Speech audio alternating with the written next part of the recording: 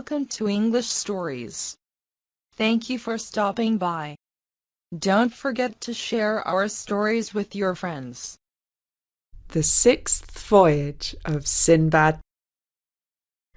And I'm here to continue the story of the merchant Sinbad and his voyages. The next morning, Sinbad the porter prayed the dawn prayer before setting off for the mansion owned by his namesake, Sinbad the sailor. The wealthy Sinbad wished the poor Sinbad a good day, and invited him to sit and listen to the story of his sixth voyage. My soul yearned for travel. I had all the riches that anyone could need, but I still loved the satisfaction of making a good deal and adding to my pile of treasure. Besides, living in luxury and comfort has the disadvantage of following the same pattern every day. Like this silk cushion that I rest my arm on. Soft and comfortable, yes, but thrilling, no. Once again, I made the great mistake of packing up my goods and heading to the port of Basra.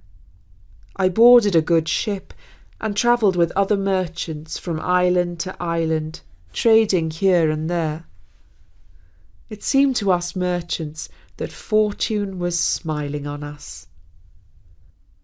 But then, one day, after a particularly long voyage, the captain came up onto the deck, knelt down on his knees, and began wailing and plucking out his beard, crying out, "Oh, alas, for my children will be orphans!" We had no idea what was troubling him. One merchant asked, "Captain, what is troubling you?" "We have wandered off course and sailed into seas that are unknown to me. I have not the least idea where we are.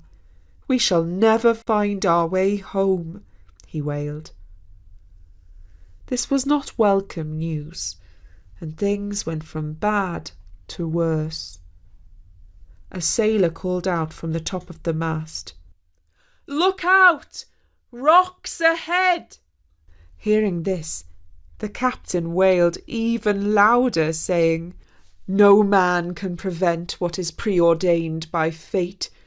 By Allah, we have come to a place of sure destruction, and not one of us can be saved."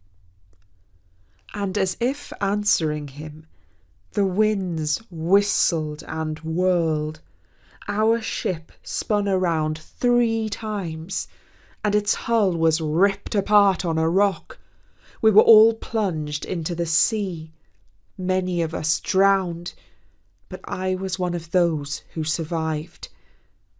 Bedraggled, covered in cuts and bruises, and half dead with exhaustion, I managed to scramble up onto the rocks that were strewn with the wreckage of many a ship that had been dashed to pieces before ours. Now all over this island, precious stones were lying around like pebbles. The stream bed sparkled with diamonds. I picked up handfuls of royal pearls as easily as gravel.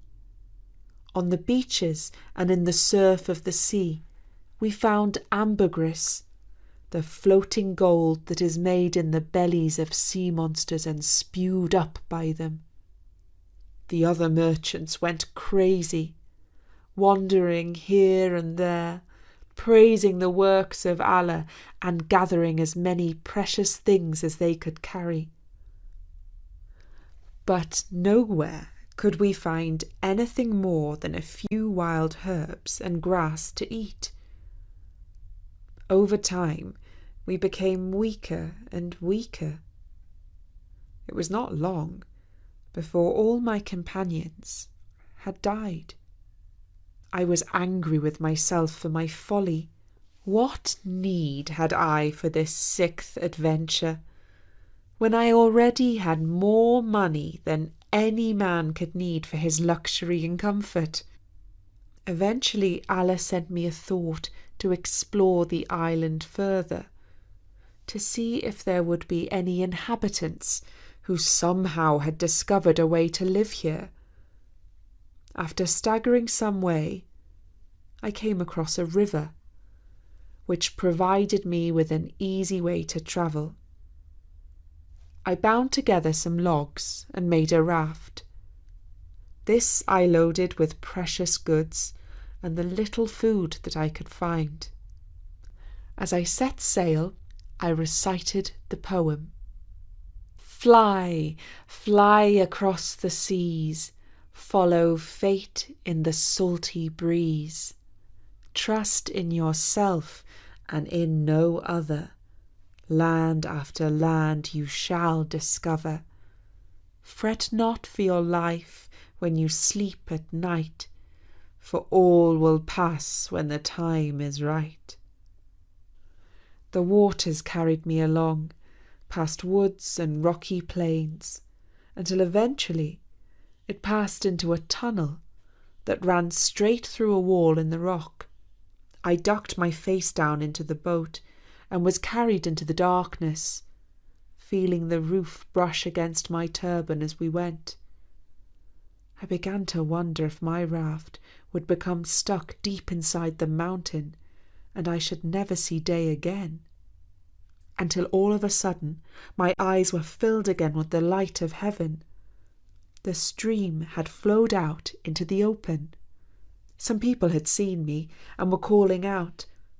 One of them threw me a rope, which I grabbed, and they hauled me onto the bank, where I fell down exhausted. They spoke a language which I did not understand, until one of them said in Arabic, "Peace be upon you, brother." They were good men, workers in the field.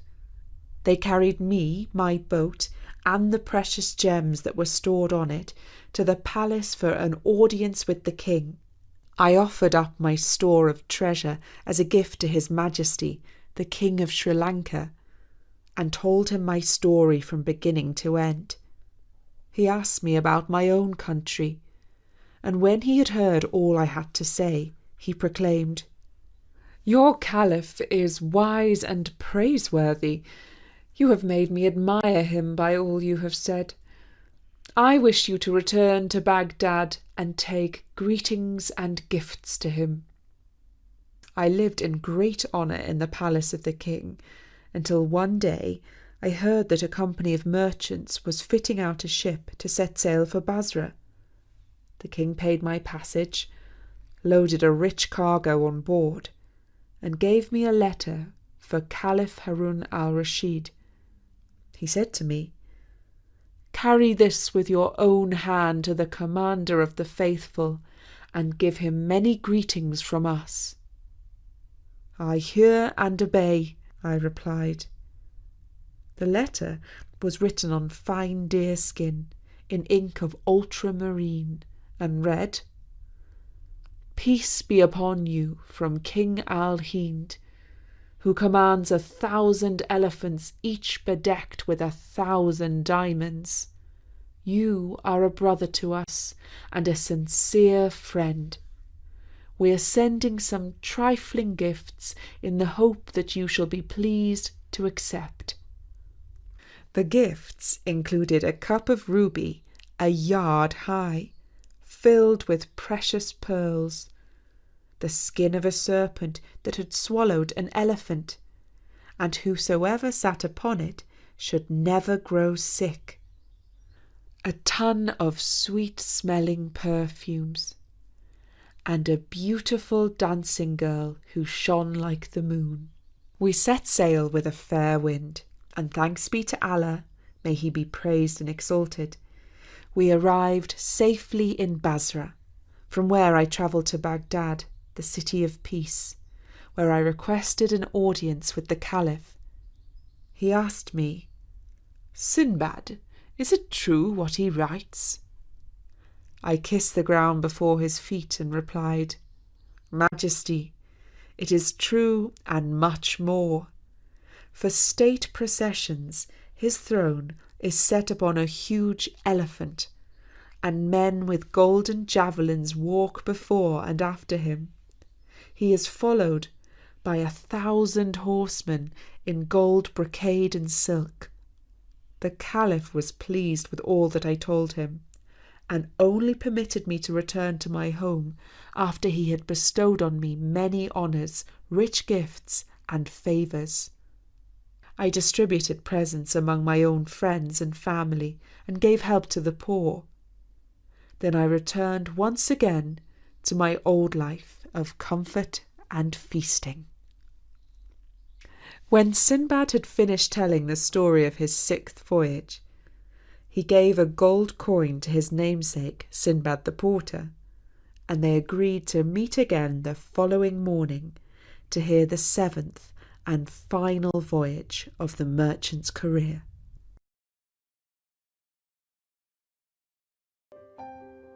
Continue your learning and listen to an English story.